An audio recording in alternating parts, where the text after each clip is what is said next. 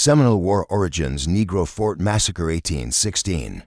A single red hot cannonball pierced the muggy, Florida air on July 27, 1816, striking Negro Fort's powder magazine with devastating precision. The explosion that followed claimed over 300 lives. In an instant, men, women, and children vanishing in a fireball that lit up the morning sky. The blast echoed across 100 miles of territory, its devastating power unmatched in the annals of American warfare. Welcome to Native Legends and History Stories. Join our community of history enthusiasts as we explore the profound moments that shaped our nation's past. Negro Fort stood as an imposing presence along the Apalachicola River in Spanish Florida's Panhandle. The British had constructed this fortress just 2 years earlier during their ambitious but failed campaign to reclaim the American colonies in the War of 1812. Now, its timber walls sheltered an extraordinary alliance.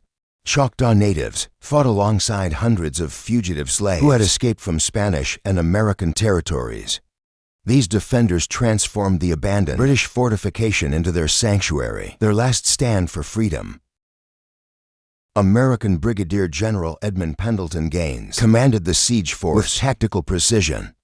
His 116 Army soldiers moved in coordinated efforts with more than 150 Kutha and Creek allies, their combined strength presenting a formidable threat to the fort's defenders. U.S. gunboats dominated the river, their 60-foot cannons capable of delivering devastating firepower. The vessels, each weighing over 25 tons and crewed by 50 sailors, demonstrated the full military might of the young American nation. Inside the fort, many defenders drew upon their experience fighting alongside British forces during the War of 1812. They maintained disciplined defense positions, managed their limited supplies, and held on to hope that their former British allies would return with reinforcements. This hope dimmed with each passing day as Britain, having abandoned its strategic interests in the region after the war's end, showed no signs of returning to their aid. Garkin, a 30-year-old former slave, emerged as the fort's commanding figure. His journey from skilled carpenter in Spanish helm Pensacola to military leader exemplified the extraordinary circumstances that brought these diverse defenders together.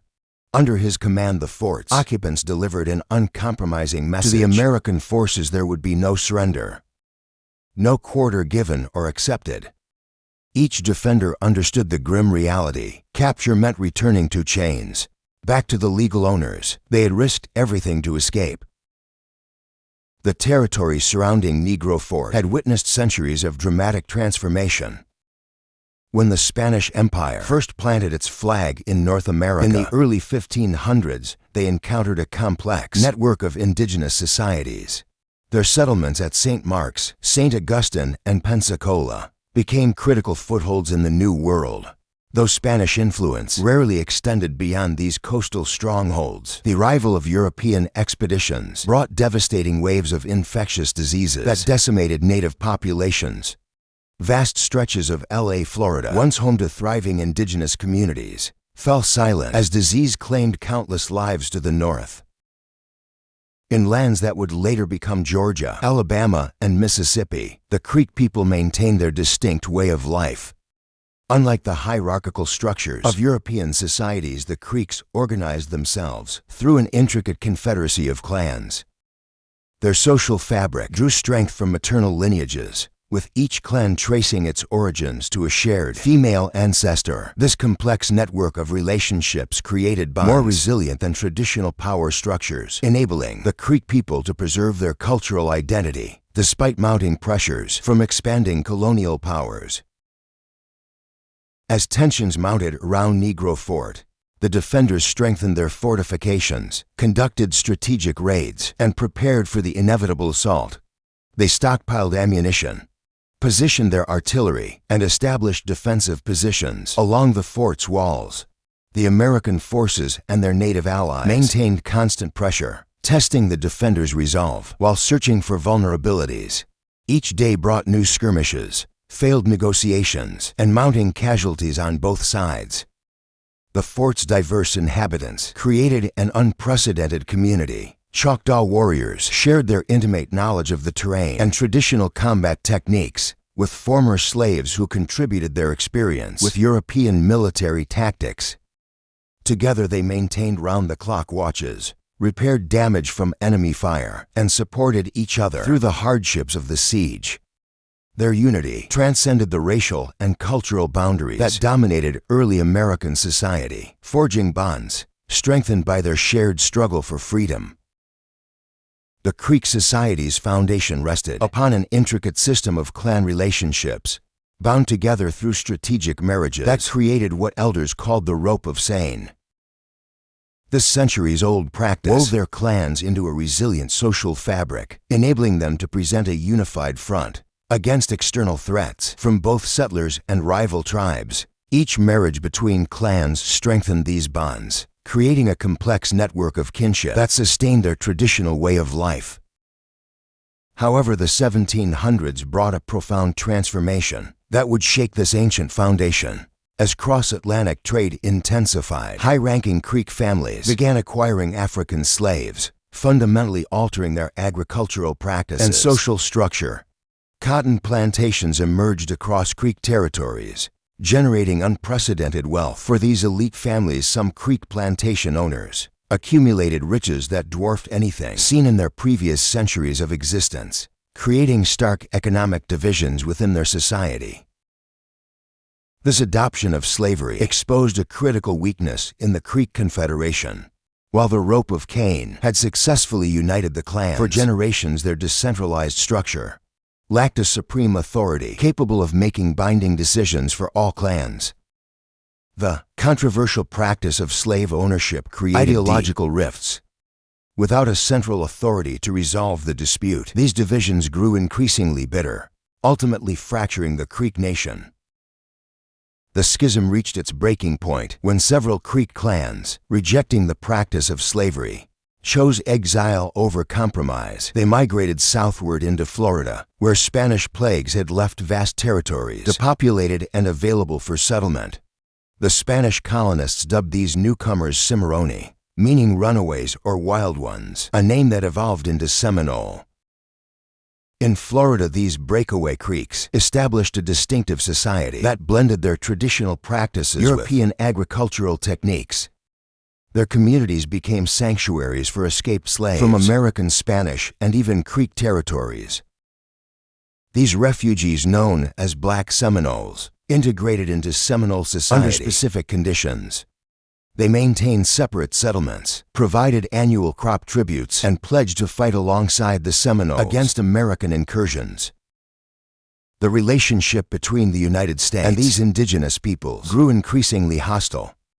The Red Sticks Creeks and emerging Seminoles engaged in numerous skirmishes and uprisings against American expansion. This tension culminated in the Red Stick War of 1813. 1814, a complex conflict that merged territorial disputes between the United States, Spain, and Great Britain with an internal Creek civil war. The war's conclusion brought devastating consequences for the Indigenous alliance. The Treaty of Fort Jackson, signed under Andrew Jackson's authority, forced the surrender of 21 million acres of valuable land in southern Georgia and central Alabama. This massive territorial concession came at a brutal cost. 2,000 casualties predominantly suffered by the forces opposing the United States. The treaty marked a pivotal moment in the systematic displacement of indigenous peoples from their ancestral lands, transforming the demographic and political landscape of the American Southeast. The complex web of alliances and conflicts in North America created a political landscape where loyalties shifted constantly. European powers formed and broke alliances with various tribes as circumstances demanded, while indigenous nations themselves split into competing factions. From this turbulent environment, the Red Stick War emerged as a turning point that brought the Seminole Nation into direct confrontation with General Andrew Jackson and the United States government. Jackson's military reputation had soared after his decisive victory over British forces at New Orleans, merely 18 months before the Negro Fort confrontation. His attention now turned to the Seminoles, whose actions had raised serious concerns in Washington. Their continued support of British interests, and more provocatively, their practice of harboring fugitive slaves, particularly rankled the general known as Old Hickory. The legal framework for action against Negro Fort stemmed from the Fugitive Slave Act of 1793. This legislation empowered the government to capture and return escaped slaves to their owners, while imposing penalties on anyone who assisted the fugitives. The fort, constructed by British forces in 1815, in what is now Franklin County, Florida, sheltered hundreds of escaped slaves who had previously fought alongside the British. In the War of 1812, its very existence challenged American authority and property laws. Military action against the fort required careful political maneuvering. As Commander-in-Chief, President James Madison held ultimate authority over any military expedition into Spanish territory. Madison had previously demonstrated his willingness to project American power, having authorized military support for anti-Spanish rebellions in West Florida. Initially, he approached the Negro Fort situation with diplomatic restraint. However, by March 1816, his position hardened. Madison instructed Jackson to communicate with West Florida's governor, Mauricio de Zuniga, invoking international law to address what he termed an evil of so serious a nature. The question of congressional approval for military action remained unresolved. Jackson, characteristically aggressive in his approach, chose not to wait for explicit authorization. He proceeded to initiate military preparations, sending a pivotal message to General Gaines: "You possess the power of acting on your own discretion, which I hope you will exercise on this." Governor Zuniga's response to Jackson's diplomatic overture provided the final justification for military action. In formal correspondence, Zuniga declared that the Spanish government needed to destroy or remove from our frontier this banditry, put an end to an evil of so serious a nature, and return to our citizens and the friendly Indians inhabiting our territory those Negroes now in the said fort, and which have been stolen and enticed from them. With this Spanish endorsement, Jackson launched his operation in the final week of June 1816. A formidable naval force of U.S. gunboats and schooners set sail for Apalachicola Bay. These vessels, arriving on July 10th, represented significant military power. Each gunboat displaced over 25 tons and carried a crew of 50 sailors. Their armament included massive cannons extending more than 60 feet in length, making them formidable floating batteries capable of delivering devastating firepower against the fort's defenses.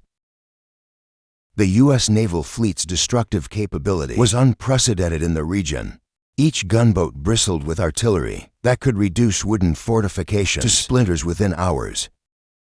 These floating arsenals rendezvoused with Allied Creek Chief L.A. Farca at the Apalachicola's mouth, establishing a formidable blockade that would prevent any escape by water. Colonel Clinch orchestrated the ground campaign with methodical precision. On July 17th, he led his force of 116 men south from Camp Crawford. Their flatboats, reinforced with iron plates and armed with swivel guns. The boats moved silently through the dark waters, their crews maintaining strict silence to preserve the element of surprise. Each vessel carried additional ammunition and supplies, preparing for what could become a prolonged siege. The American force grew stronger as Chief William McIntosh arrived with 150 battle-hardened Coweta warriors. The following day, another Creek detachment joined, under the fierce commander known as Mad Tyke, whose reputation for tracking fleeing slaves was well documented. Clint had negotiated a precise arrangement with the native chiefs. $50 would be paid for each captured slave, a considerable sum that motivated their warriors. Additionally, the chief secured first rights to any spoils found within the fort after its capture, ensuring their warriors' loyal service. The first blood was drawn on July 15th. American gunboats and schooners advancing upriver encountered a group of men hauling a small vessel ashore. One American boat moved to investigate, rowing closer through the morning mist. Without warning, musket balls tore through the air, peppering the approaching vessel. The Americans returned fire, but the attackers had already melted back into the dense riverbank vegetation. 2 days later, the conflict escalated dramatically. Sailing Master Loomis, seeking to replenish his fleet's water supply, dispatched for sailors upriver in a small boat. The sailors spotted a solitary black man on the riverbank, an apparently easy opportunity to gather intelligence. As they docked their vessel and approached him, their fatal mistake became clear. 40 armed men, both black defenders and native allies, emerged from concealed positions, their muskets at the ready. Their leader, Garkin, personally commanded this ambush force. The trap was sprung with lethal efficiency. 3 sailors fell instantly under the coordinated volley. John Lopez, though wounded, displayed remarkable survival instinct, plunging into the river and swimming to safety. Despite his injuries, the 4th sailor, Edward Daniels, suffered the most horrific fate.